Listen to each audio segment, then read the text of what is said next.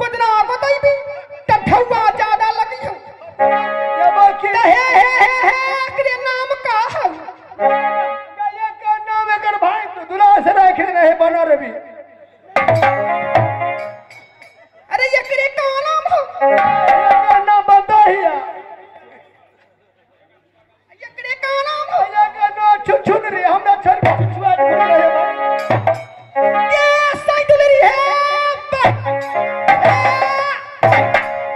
अरे कहां पर आई मैं बोल रे अरे कौन कौन खोदा पर दियो ना तो कौन गोदे छी भलसरी की गाछ गाबिस लगे बात के रखते शंखा चूड़ी वही देख के नींद पर जब भर रात चल पिया कल पर दोसर कल पर हम खेले जब घरे नहीं खेले ले पानी पियो मछली छाप नेपाल में दारू फ्री है फ्राई बना लेवे जाके भट्टी में बैठ अरे तार के गाछ खजूर के गाछ कहां पर आई भी बोल ये तार के गाछ बता दिए मां ये चल भी यार वो हन्ना बुझाई तार के गदा ये बता दिया ना तार लोली तार के गाछ तो गोदबा देबो एनिया तार के गाछ तो हम गोदबा देबो जरूर बसिया भैया कोई नाच देखायल होते गा भोरे से चढ़ा उतर लगतो रे त रेलगाड़ी खोद दिया रेलगाड़ी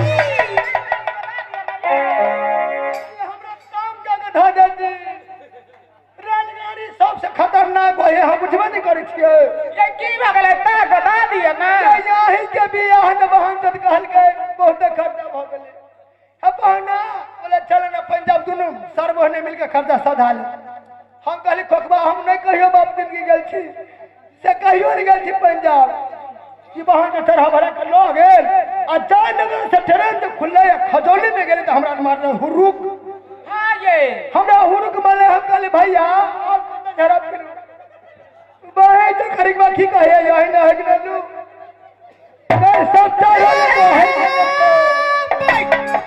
लाज में लगे रे के साइकिलरी मोर पिया हमर नाम लिख बेटा छौकी बेटी दूधगार के लागे हमरा बड़ा दूध ला ले कारे मुर्गी चोट की जना का बोलता है ए मुझे सर के बेटी हम धमादा छी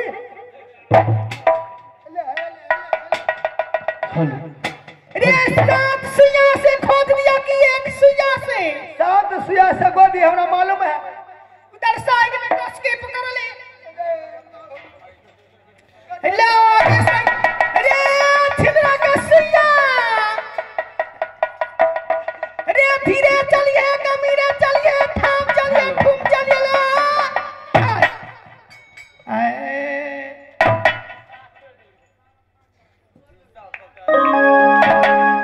ये उतरा ये राजा ये साया या पाया लाई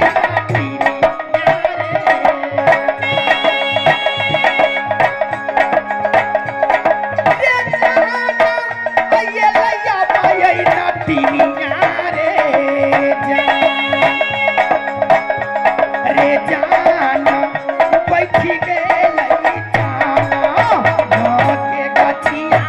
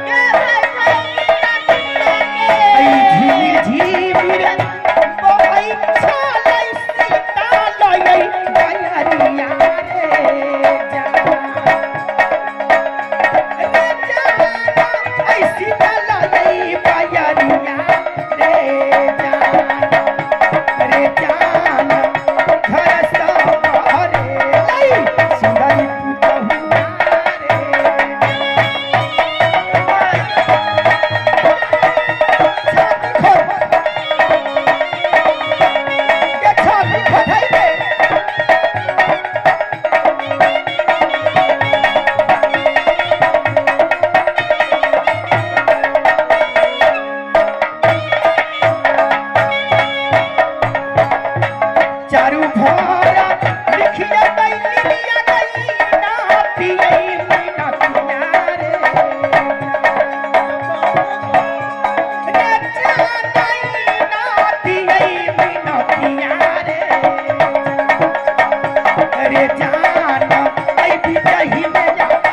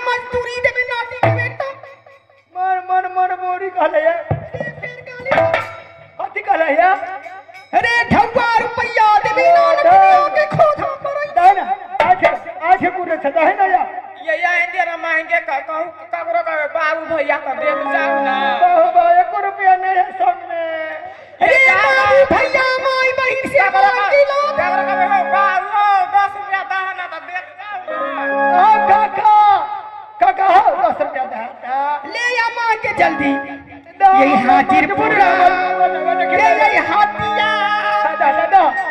ये लिलिया छौरी आई लागी गेलई बाजारिया रे जान आई लागी गेलई बाजारिया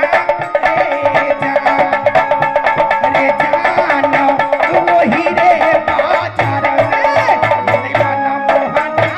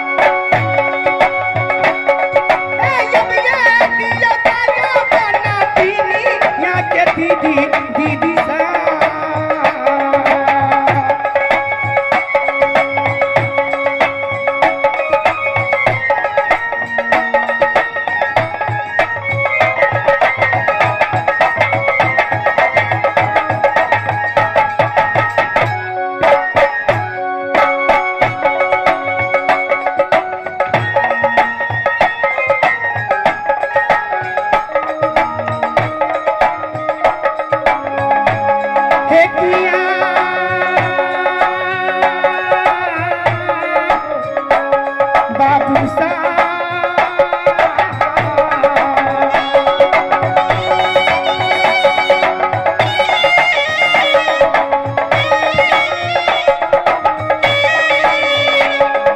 जब ये गोदना को कवनिया का भूसा बदी रहू दस रुपया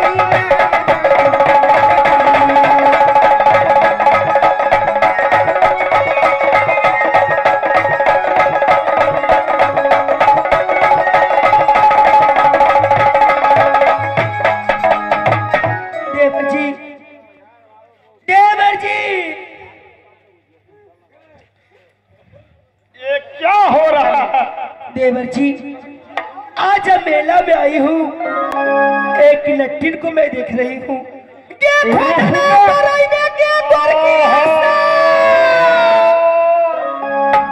रुकना, 9 बीघा में तब्बू गिरा दो भैया। महाराज गिरा दिया है। उसमें भाभी सोना मेरी प्यारी दुल्हन बैठ कर आराम करेगी। हाँ जी, वैसा ही हो। हाँ, हाँ। 12 बीघा में नहीं, 14 बीघा में गिरा देंगे, फल से रहेंगे। मोहब्बत का लोहा भारी है ना, जानता ज्यादा रहता है। सुनो, तुम मेरी भाभी सोना की चरण चाटते रहेगी, हाँ बाबा। चाटते रहेगी। देवर जी, बोलेगी आज मैं मेला में देखती हूँ, एक नट्टिन है। देवर जी, अगर गाना जेवर रहती तो टूट फट जाती है। जब मेला में आ गई हूँ, ए नट्टिन है तो गोदना गोदा दीजिए ना।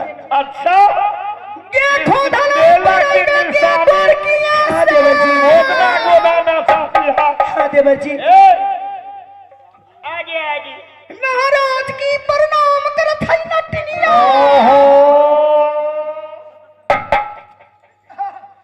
सुनो, ए मेरी भाभी है। महारानी की प्रणाम करत है नट्टिनिया। खुश रहो नट्टिन।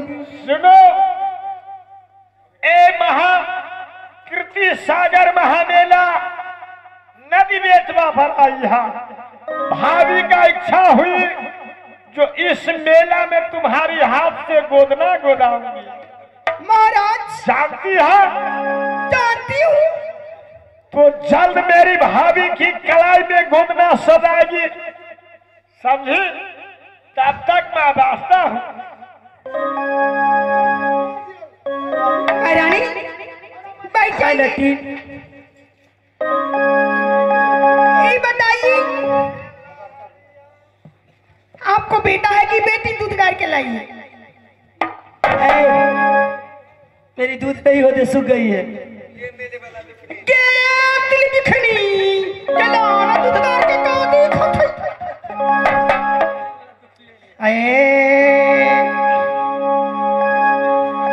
रे छिलना के सिया रे धीरे चलिए गमीरे चलिए ठम चलिए ठुम चले ले है।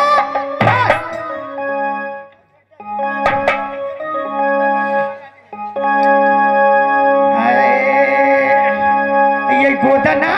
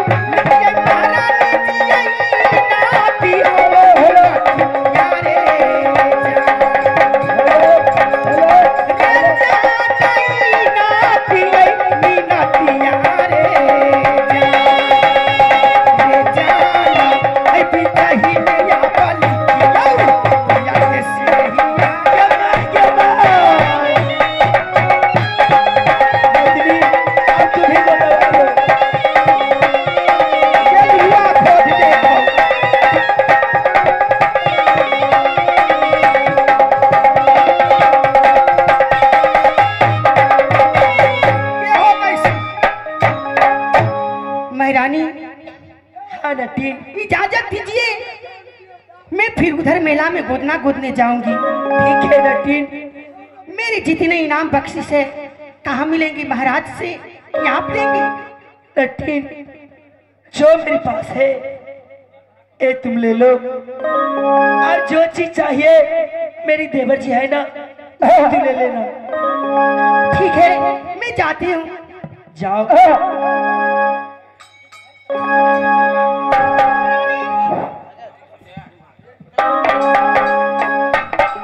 महारानी जी, मैं जा रही हूँ। महाराज, मैं जा रही हूँ।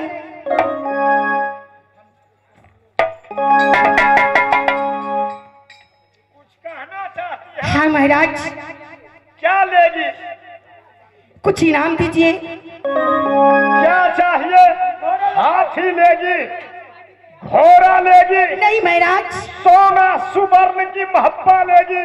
आपकी इच्छा जो हो दे सकते हैं। मुर्गा चोट के भी तो ज्यादा हंस गई नहीं।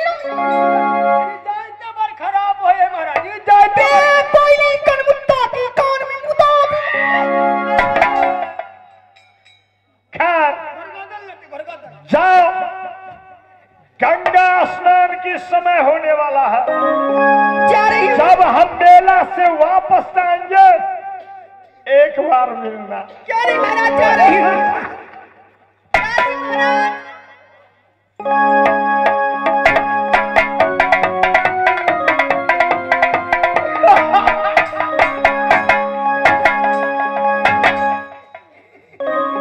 देव जी,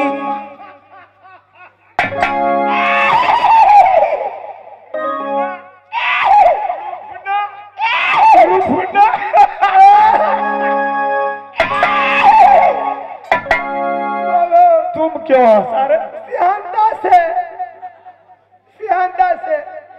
अपने हाथ से छिटे हमरा हाथ सागल का रजब से सकल हम देखे इस नटिन की।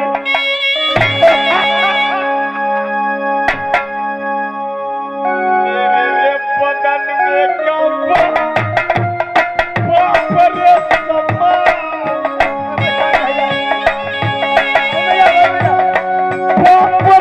समाज रूपना या जपना।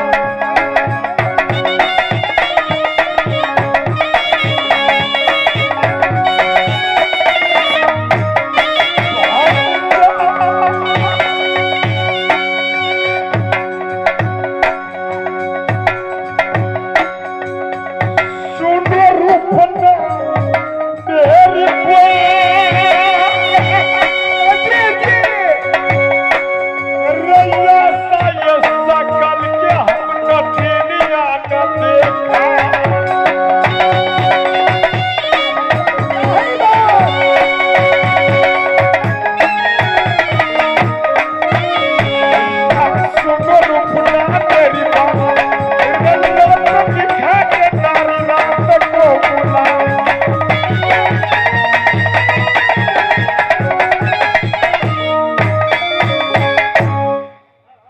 देवर जी, वाली देखिए ना रोदना कितनी अच्छी लग रही है।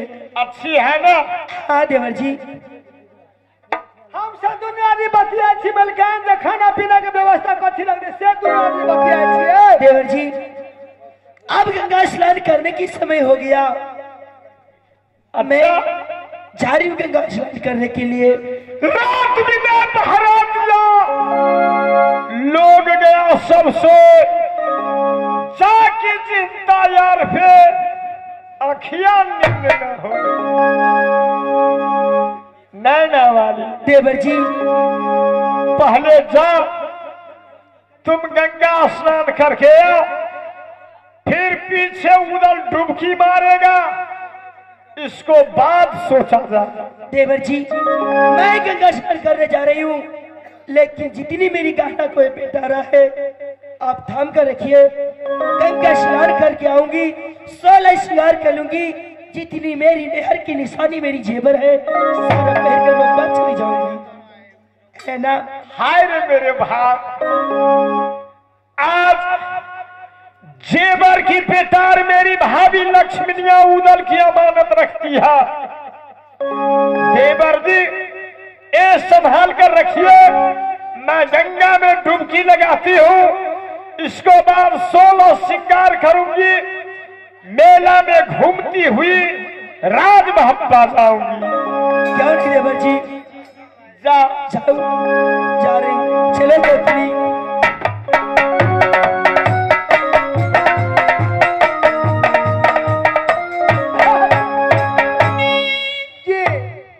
रुफना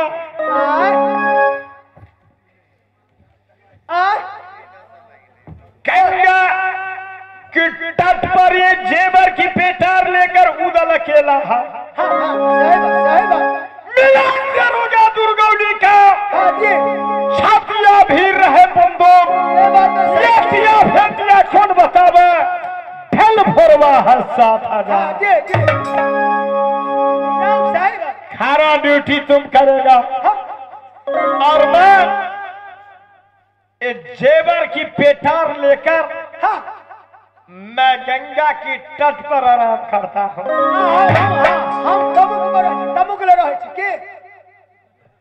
एकदम बिना इजाजत का ना कोई आ सकता है, ना कोई जा सकता है, ना आ सकती है, ना जा